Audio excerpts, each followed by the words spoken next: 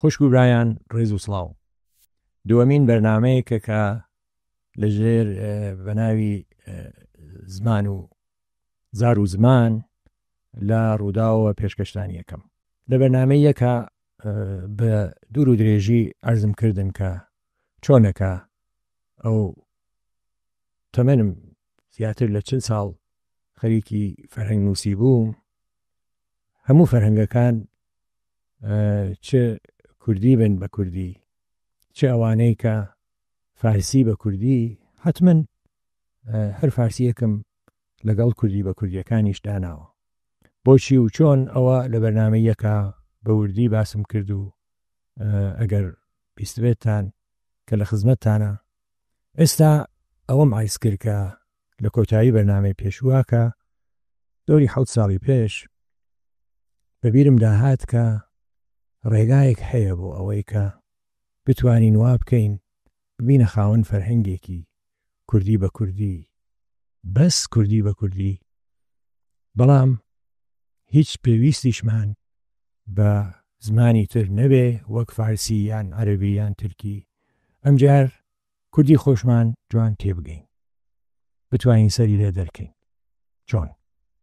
جارێک وەکو وەبیرهێنانەوەیەک ئەوەتان ئەرزکەم کە ئێمە لە ڕۆژهەڵات یان کوردی باکوور تا تقریباً 50 ساڵی پێش لە باشووریش هەر ئێستا لە ڕۆژهەڵایش مەگەرەوە چەند ساڵی دوایی کۆتایی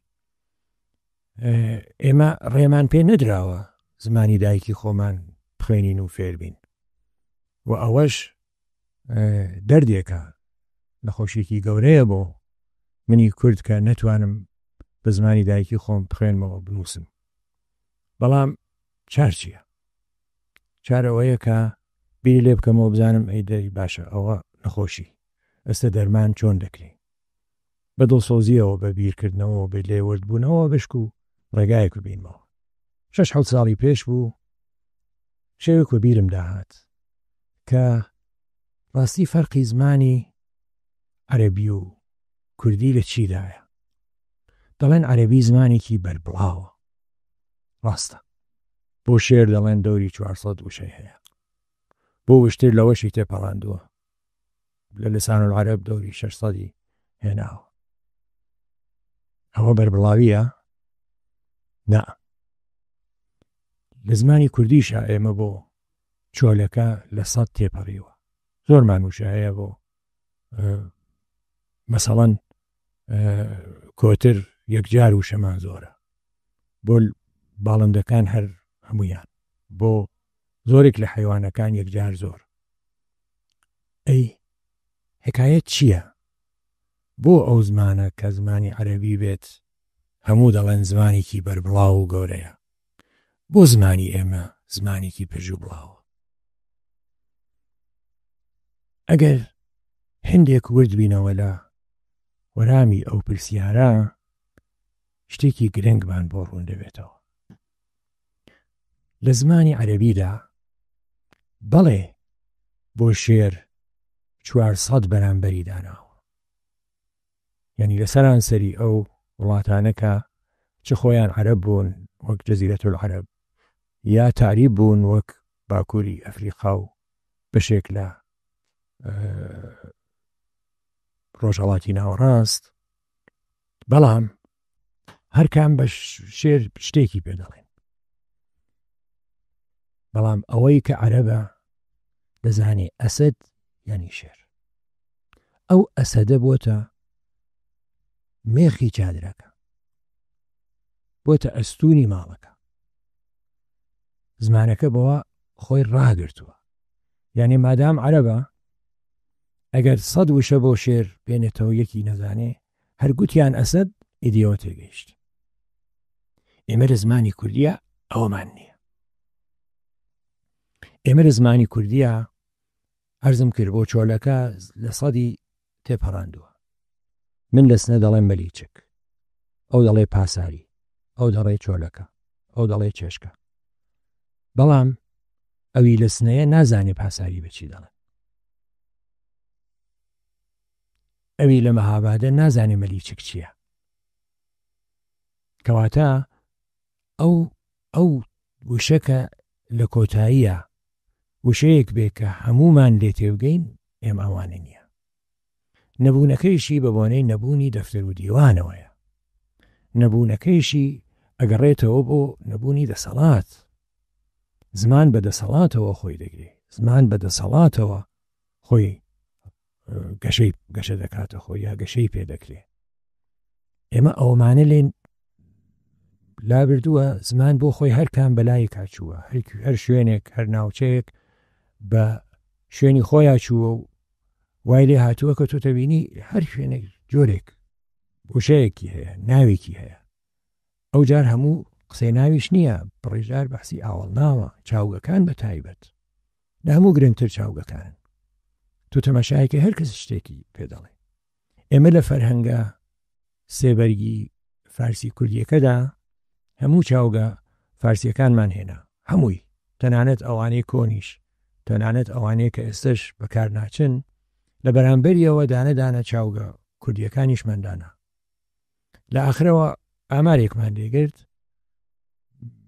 8 وردەیەک بەرامبەری زمانی فارسی لە زمانی کوردیدا چاوگ هەیە. بەڵام فەرقەکە لە فارسی و کوردیا ئەوەیە، چاوگە فارسیەکان ئەوانەی کە گرنگن، ئەوانەی کە زۆر بەکار دەچن، هەموو فارسیک دەیزانی. لە حاڵێکدا چاوگە کوردیەکان هەر کەسێ هەر ناوچێک بەشی خۆی زانێ و نیمانە شتێکە گشتی بیزانی. ئەوە زمانەکەوانی پرژ و بڵاو کردوێتەوە. ئەمە بوو بە وەکو هاندەرێک کە ئەمجار ئەخۆ دەکرێ وا بکەین ڕێگایەک هەیە بتوانین بەرەو ئەو بارە بیبین کە زمانەکەمان ئەو وشە، ئەو دانە کە ببێتە مێخی چادرەکە، خێوەتەکە، بگێتە خۆی چۆن. بۆیەنە ئێمە بۆ ئاسک 17 دانە وشەمان هەیە، هەر ماڕاڵ و مامز و کەژاڵ و ئاهوو زۆرن. باشە، بۆ ئەو 17 دانە یەکێ ئاسک دەڵێ، یەکێ جیران دەڵێ، یەکێ ئاهوو دەڵێ، یەکێ مامز دەڵێ، یەکێ ماراڵ دەڵێ، یەکێ خەزاڵ دەڵێ. بەکارێ بکەین. من بیرم لەوە کردەوە کە دانیشین بگەڕین، بزانین لە نێو نووسراوە و هۆنراوەی نووسەران و شاعرانی ناسرا و جێبڕوا و وەکو بڵێ پێوەری کووردا، ئەو ناوانە ئێستا هەر بۆ ئاسک کامیان زیاتر بەهرەی لێ گیراوە، کامیان زیاتر گوتراوە. هەندێک بەرهەممان کۆ کردەوە و کەوتی نەگەڕان لە نێوەوانەدا. ئەگەر تەمەشاکەین بە بۆنەی ئەوە کە لەو بەشە جۆغرافیاییەدا زیاتر گەشەی کردووە زمانەکە و زیاتر نووسراوە و زیاتر کارکراوە، ئاسکەکە لە هەموو زیاتر هاتۆتە بەرقەڵەمی نووسەرانەوە. کەوتمە ئەو بیرەکە ئەمجار فەرهەنگێک دانین کۆبکەینەوە بە ناو فەرهەنگی سەرچاوە. چ بکەین؟ لە وشەی ئاسکدا ئاسک بنووسین. ئەوە ناوە باری ڕێزمانیەکەی. ئەو جار هەموو بەرامبەرەکانی لە بەرامبەرەوە بنووسین، یعنی خەزاڵیش و ماراڵیش و جیرانیش و مامزیش و هەموو ئەوانە بنووسین. بەڵام لە مامزدا تەنیا قامێکێک ڕاکێشین بەرەو لای ئاسک، هیچی تر. هەروە لە جیرانیشدا، هەروە لە ئاهویشدا. یعنی ئەو شازدەکەی تر هەموو بەرینەوە سەر ئاسک. بۆ چۆلەکەیش دیسان هەروە، بۆ یەک بە یەکی ئەو وشانە هەموو ئەو کارە بکەین. چ دەبێ؟ ئیدی فارسیشی یا عەرەبیشی یا تورکیشی ناوێ. چۆن؟ ئەگەر باشمان کۆ کرد بێتەوە، ئەگەر باش لە هەموو ناوچەکان توانی بێتمان وشەکان کۆ بکەینەوە، تۆ فەرز فەرموو کابرا ماڕاڵ نازانیانی چی. ئەو فەرهەنگە هەڵدەگرێ فەرهەنگی سەرچاوە، لە میمە میم ئەلف ماڕاڵ ئەدۆزێتەوە. مبارەکە. ئەمجار ماڕاڵ تەمەشاکە قامکێک توێ بڕۆ ئاسک تەمەشا بکە. وە بزانین ئاسکیش نازانیانی چی. بەڵام ئەڕێ کە ئاسکی کردەوە لە هەمزە و ئەلفدا ئاسک، ئەوە پەیدایەکە تەرتیبەکە تەرتیبێکی وەکو هەموو فەرهەنگێک ئەلفوبێتکەیە. ئاسکەکەی دۆزیەوە، تەمەشاکە هەموو بەرامبەرەکانی هاتوون. مادام کورد بێ دانی کێزانێ. ئیدی فارسی بۆ چییە؟ ئیدی عەرەبی و تورکی بۆ چییە؟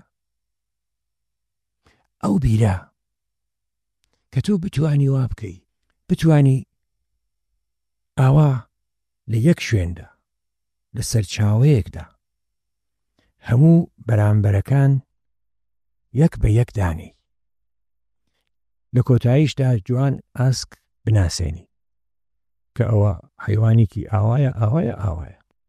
هەر کوردێک ئەو پەڕی بە دوو جار گەڕان، جارێ ممکنە جاری ئەوەڵ مەسەلەن مامز نازانێت چییە، مامز بەرامبەری کوێ بڕۆ ئاسک تەمەشاکە ئاسکی دی بزانێ ئەوە بە یەک جار. بەڵام ئەگەر ئاسکیشی نەزانی چووە سەر ئاسکەکە، ئەمجار تەمەشاکەی هەموو بەرامبەرەکان هاتوون. کە کووردە دانی کێزانێ، کە دانەکەی زانی ئەو جار هەموو ئیدی بۆی دەرکەوتووە. بەڵام لە هەموو شتێک گرنگتر ئەوەیە کە ئاسکەکە جێخۆی کردووەتەوە لە مێشکیدا. هەرکە لە هەر لایەکەوە لەو 16 شوێنەدا بگەڕێ، دیسان دێتەوە سەر ئاسک، وردە وردە ئاسکەکە دەبێتە مێخی خێوەتەکەمان. یعنی جێگای ئەو وێدەواریە هەیە، ئەتوانێت ئەو دڵخۆشیەمان پێ بدا کە لە داهاتوودا ئەو زمانە پرژوو بڵاوە ببێتە زمانێکی بەربڵاو. بەربڵاویەکەی ئاساییە. کوردستان یەکجار وڵاتێکی پانوبەرینە و هیچ سەیرت نییە کە تۆ زۆرێک وشە و دەستەواژەت هەبێ تایبەتی ناوچەیەک. بەڵام ئەگەر وامان کرد کە یەک دانە وشە هەبێت کە هەمومان لە هەر شوێنێکی ئەو وڵاتە پانوبەرینەدا بیزانین، ئەو جار کارەکەمان ئیدی بەوە نابێ کە بزانین ئەو جار فارسەکە چ دەڵێت تا بە یارمەتی فارسیەکە یا عەرەبیەکە یا تورکیەکە وشە کوردیەکەی خۆم بزانم یانی چی. هەر بە یارمەتی وشەکانی خۆم ئەزانم کە ئەوەی کە بۆی دەگەڕم مانای چییە. ئەمە بیرۆکەکەیە، ئەمە ینی وەکو چوارچێوەکەی وەکو ئسکلێتەکە ئەمەیە. بەڵام ئەگەر دەستت بۆ بەر تەمەشاکەی ئەوەندەش ئاسان نییە کارەکە. وشە هەیە، چوار واتای هەیە، لە یەکیاندا واتاکە سەرەکیە، بۆ یەکێکیان دەبێ تۆ قامک بەری بەرەو لای وشەیەکی تر. لە مانایەکیدا کناییە، مەسەلەن لە مانایەکیدا مانایەکی مەجازیە. ئەوانە چۆن لێ بکەی ئەمجار ئەو بڕاتە سەر ئەو بگەڕێتەوە سەر ئەم. بۆ خۆمان چەند جار سەرمان لێشێوە و چەند جار لێرەدا دەبێ یادی کاک محیدینی کەریمیان دۆست و برا و هاوکاری خۆشەویستم کەم کە بەڕاستی ئەتوانم بەڵام بەشێ لە گیانیشی لەسەری دانا، ئیدی کات و ئیدی شتی تر بابێسێ هەر لە ساغی و سەلامەتی خۆشی بۆی بۆ کارە لەسەریدا ناو پێکەوە ئەوەی کە ئیدی بکرێت بڕێ زیاتریش لەوەی کە دەکرێت کرد و کردومانە. فەرەنگەکە زۆری نەماوە. من ئومێدەوارم کە لە کۆتایی ساڵی زاینیدا یا ئەو پەڕی لە کۆتایی ساڵی هەتاویدا ینی تقریبان 6-7 مانگی تر ئامادەی چاپ بێ کە زۆر پێ دڵخۆشم. ئەوە خێر و فایدە سەرەکیەکەی، بەڵام چەند فایدەی تریشی هەیە. بۆ وێنە شاعرێک نووسەرێک دەیەوێت شتێ بنووسێ وشەیەکی وکتووە ئێستا پێخۆش نییە جارێتر عینی وشە بێنێتەوە. ئەوە دەڕاتە فەرەنگی سەرچاوە هەموو ئەو وشانە کە بەرامبەرن و تقریبەن مانەکانیان یەکێکە هەمووی ئەتوانێ بە ئاسانترین شێوە و یەکجار خێرا بیدۆزێتەوە بەکاری بەری. ئەوە یەک. دووهەم، کەسانێکە فیلۆلۆگن، کەسانێکە فێقۆلۆغا ئازانن، بیانەوێ لەسەر زمانی کوردی و لەسەر چۆنیەتی شکل و شێوازی وشەکان کار بکەن. ئەو جار تۆ دەبینی لە فەرهەنگی سەرچاوەدا هەموو ئەوانە وەکو پوشەیەک وەکو فایلێک لە شوێنێک کۆبوونەتەوە و لە جیاتی ئەوەی کە زمانێکی زۆر کاتێکی زۆر دانێ و بۆی بگەڕێ و بیهەوێکە یەک بە یەک ئەوانە لە پاڵ یەکدانی هەموو لە پاڵ یەکدانراون و لەبەردەستیدایە. ئەو فایدەشی هەیە. ئەو جار شتێکی خۆش ئەوەیە کە بیر بکەنەوە مەسەلەن ئەو فەرهەنگە دەبێتە چەند بەرگ. ئێمە فەرهەنگە کوردی بە کوردیە بەرامبەر فارسیەکەی زانستگای کوردستان بە پیتی ورد ینی پیتەکەمان کە ئەو کتێبی عادی بە 13.5-14 دەی نووسن ئێمە کردمانە 12. بە پیتی 12ەوە بە مەودای نێوان سەترەکان زۆر کەممان کردەوە و 44 دێڕ لە هەر لاپەڕەیەکدا ئەو جار لە دووستوندا هەموو کارێکمان کرد بەشک و کاغەزی کەمتر بەشک و لاپەڕەی کەمتر دیسان 4 بەرگی تێشوو کە دەوری 3400-500 لاپەڕە. ئەی باشە ئەگەر ئەو فەرهەنگە سەرچاوە بەو شێوە بێ دەبێت چەند لاپەڕەی تێچوو بێ. ئێمە یەک فکرمان کردەوە یەک بیری زۆر گرنگ ئەویش لە باتی دووستون بیکەینە 3 ستون. ئەو جار قەتعەکەیشی وەزیری نەکەین بیکەینە ڕەحلی. ئەوە بە 1250 لاپەڕە لە یەک بەرگی ڕەحلیدا هەموو ئەو فەرهەنگە جێبووەوە. چۆن؟ وەک عەرزم کردن زۆر لێما زۆر مەدخەلی وایە کە تۆ تەنیا وشەکەی و قامکێک کە مادام کردە 3 ستون ئیدی ئەوە دێڕێکی تەواو بۆ شتەکە نابات، هەر سەیەکێکی دێڕەکە تۆ ئەدەی بە وشە کەوابێ ئەتوانێ زۆر لە خۆیدا ئەوانە جێبکاتەوە وایشی لێ هات. ئومێدەوارم زۆر بە ئارەزووی ئەوەم کە ئەو کارە بتوانێ خزمەتێکی باش بێت بۆ کۆکردنەوەی زمانەکەمان، زمانێک کە زۆر زۆر لێهاتووی هەیە لە قووەدا ئیستیعدادی بەڕاستی سەیر و سەمەرەیە، بەڵام ئەوی خزمەتە پێ نەکراوە و ئەوی ناحەقیە لە حەقیدا کراوە. ئومێدەوارم بیرکردنەوە لەو بابەتە کە لە خزمەتتانە عەرزم کرد هاندەر بێ بۆ ئەوەی کە ئێوەش هێندێک لێورد بنەوە و ئەگەر پێشنیارێک ئەگەر قسەیەک ئەگەر باسێک لەو بارەوە بفەرمون و ڕایگەێنن کە تا ماوم و تا بەشم بە دنیاوە ماوە لە خزمەتتان بتوانم بەهرە بگرم و وا بکەین کە زمانەکەمان هەرچی بەربڵاوتر بێت و هەرچی پاراوتر. هەرخۆش و سەلامەت بن تا بەرنامەیەکی تر.